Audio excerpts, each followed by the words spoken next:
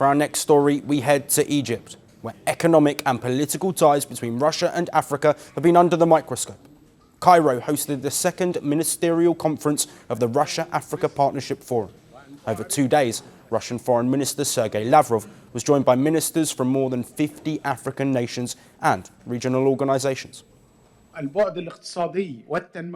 economic and developmental dimension is a key focus of Africa-Russia cooperation, especially in light of the challenges facing many countries on the continent, in the areas of food security, energy security, infrastructure, and technology transfer. Also on the agenda were regional and international discussion points, along with bilateral talks on the sidelines of the official forum. It's a good opportunity in the margins of the Russia-Africa Ministerial to sit down and to see what we are doing bilaterally, how we can further promote our cooperation, partnership, and, of course, we will discuss some regional and international matters. And this summit comes at a time of great potential for African nations and Russia. Moscow has faced Western isolation and sanctions following their offensive in Ukraine. And Africa has become a continent of opportunity for cooperation. Sergey Lavrov said that the world is witnessing Africa's second awakening.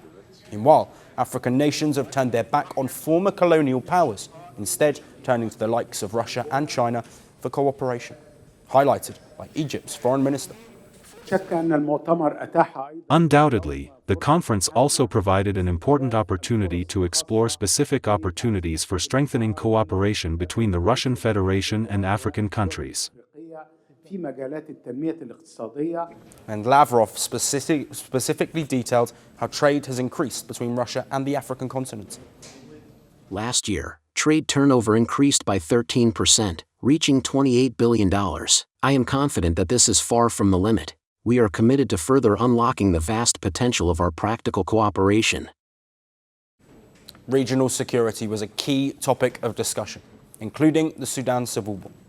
The Sudanese Minister of Cabinet Affairs called for the paramilitary Rapid Support Forces to be classified as a terrorist organization. Amid heightened military action in the continent, including terrorism, uprisings and civil war, Sergey Lavrov stressed that finding a sustainable resolution to conflict required addressing their root causes. He said that stemmed from the legacy of Western colonialism, and the Gaza war was also a point of discussion. All attendees agreed that lasting peace requires the implementation of a two-state solution. Egypt's foreign minister called for the establishment of a Palestinian state on the borders of June 4, 1967, with East Jerusalem as its capital. The forum set the stage for the drafting of a 2026 to 2029 strategic plan between Russia and Africa, while the unanimously adopted joint statement further strengthens growing cooperation.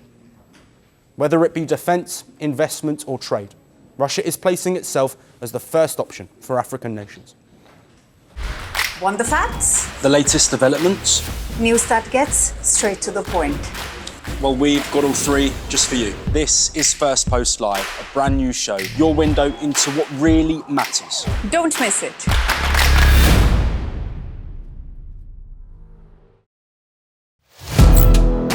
Firstpost now available in 9 languages on YouTube. English, Stands at $36 trillion. French, Le FMI, comme German, Geschäftsführenden Direktor Hindi, $30 trillion ka-charge ho. Indonesian, Pemerintah tanpa pemeriksaan. Italian, Sekali radikali. Japanese, 4 dolar euro mo. Portuguese, Por causa do próprio balanço patrimonial. Spanish. Beautiful bill. Go to Settings, click on Audio Track and select a language of your choice. Be the first to know what's happening around you in your first language. Firstpost.